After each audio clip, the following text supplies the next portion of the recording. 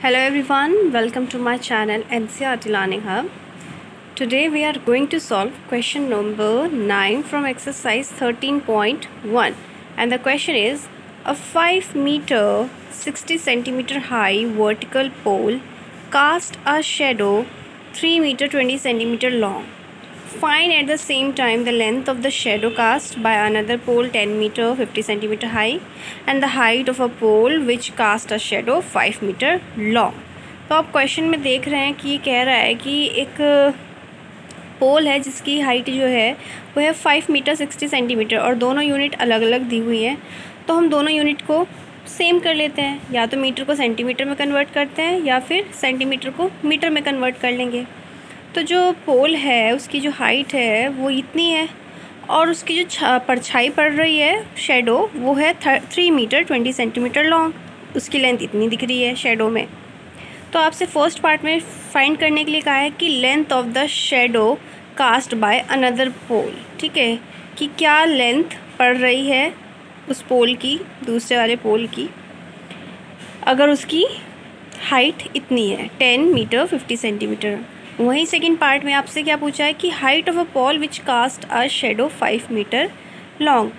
Second वाले में आपसे हाइट पूछ रहा है कि उसकी हाइट कितनी होगी अगर उसकी जो शेडो की लेंथ है वो 5 मीटर लॉन्ग होगी। तो हम क्या कर लेते हैं, हम सेंटीमीटर को मीटर में कन्वर्ट कर लेते हैं और हमें पता है कि 1 मीटर इक्वल्स टू 100 सेंटीमीटर होता है। तो 1 सेंटीमीटर में कितने मीटर होंगे, 1/100 होगा, है ना। तो उस हिसाब से अगर हम 5 मीटर को चेंज करते हैं 5 मीटर 60 सेंटीमीटर को, तो ये क्या होगा आपका 5 मीटर तो ऑलरेडी है, 60 सेंटीमीटर को मीटर में कन्वर्ट करना है तो ये हो जाएगा आपका 60/100 और ये ऐड होगा फिर, तो ये क्या बन के आएगा आपका 5 + 0.60, 2 डिजिट से पहले डेसिमल आ गया, दोनों को ऐड करेंगे तो ये बन जाएगा 5.60 मीटर। ठीक है, तो जब ये बन जाएगा तो ऐसे ही हमारा इसको भी चेंज कर सकते हैं। तो ये क्या होगा 3 मीटर 20 सेंटीमीटर का कितना हो जाएगा 3.20 मीटर।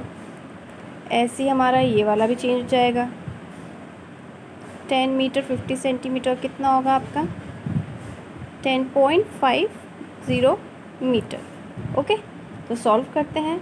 तो हमें यहाँ पर जो गिवन है हम वो नोट कर लेते हैं। हमारे पास दिया हुआ है height of pole in metre, ठीक है, और length of shadow, length of shadow भी गिवन है, ये भी मीटर में है। ये आपकी दी हुई है 5.60 और कास्ट शेडो कितना कर रहा है 3.20। ठीक है, और यहाँ पर हाइट ऑफ द पोल कितनी है 10.50 और हमें क्या निकालनी है लेंथ, वो हमने x मान ली। ठीक है, ये बॉक्स बना देंगे, आप क्लोज कर देंगे और लिख सकते हैं आप let the length of the shadow be x metre. Okay, हमने शेडो की जो लेंथ है वो कितनी मान ली x मान ली। अब हम इसको सॉल्व कर लेते हैं। ये होगा आपका 5.60 upon 3.20 equals to 10.50 upon x। Cross multiply करेंगे, क्रॉस मल्टीप्लाई करने पर ये बचेगा आपके पास 3.20 मल्टीप्लाई 10.50 और ये इसके साथ रहेगा तो ये मल्टीप्लिकेशन में जाएगा, फिर ये अपॉन में आ जाएगा, डिवीज़न में आ जाएगा, तो ये बन जाएगा 5.60। तो यहाँ पर भी 2 डिजिट से पहले डेसिमल, यहाँ पर भी, तो ये डेसिमल से आपका डेसिमल कैंसिल हो गया। ठीक है, फिर आप इसको सॉल्व करेंगे। अगर आप यहाँ से डेसिमल हटाते हो तो ये बन जाएगा आपका 100, 2 डिजिट से, तो ये बन गया 100। ठीक है, अब आपके पास जो वैल्यूज़ बचती हैं 0 से 0, 0 से 0, अब आपके पास क्या बचता है यहाँ पर, ये बचता है आपके पास 32 मल्टीप्लाई 105 अपॉन 560। इसको आप सॉल्व करेंगे तो सॉल्व करने पे ये आपके पास बचेगा 6 मीटर। ठीक है, यानी कि जो आपकी लेंथ ऑफ शेडो है वो कितनी आएगी 6 मीटर। अगर उसकी हाइट पोल की इतनी है तो शेडो इतनी गिरेगी आपकी। So let's start next part. इसका सेकंड पार्ट सॉल्व करते हैं। तो हम देख रहे हैं कि सेकंड पार्ट में बोला है कि find the same time the height of a pole which cast a shadow 5 metre long. क्या निकालना है हमें यहाँ पर? हाइट निकालनी है पोल की, जिसमें आपको शेडो दी हुई है, लेंथ शेडो की लेंथ दी हुई है वो है 5 मीटर। ठीक है, ये तो ऑलरेडी गिवन है कि हाइट ऑफ वर्टिकल पोल इतना है और उसकी कास्ट जो शेडो कास्ट जो है वो इतनी लेंथ है। और सेकंड पार्ट में आपसे पूछा है, फर्स्ट पार्ट हम सॉल्व कर चुके हैं।